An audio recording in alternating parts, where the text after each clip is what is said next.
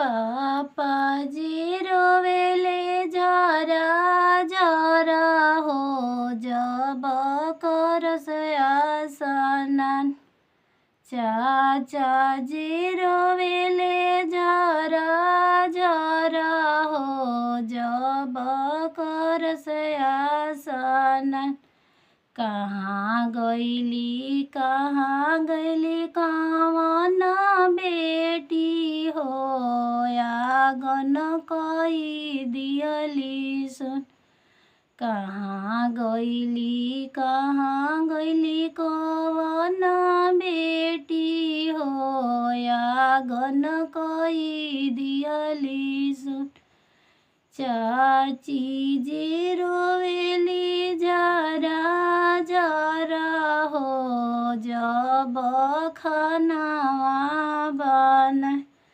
कहाँ गईली कवन बेटी हो आगन कई दियली सुन। भैया रोवेले कॉलेज जाए की बेरिया हो जब जले कॉलेज। भैया रोवेले कॉलेज जाए के बेरिया हो जब जले कॉलेज। कहाँ गईली कवन बहिनी हो कलम के हमके दे। कहाँ गईली कवन बहिनी हो कलम के हमके दे।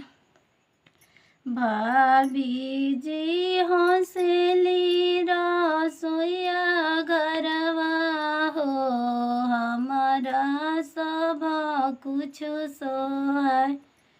भाभी जी हंसेली रसोईया घरवा हो हमारा सब कुछ सोहाय।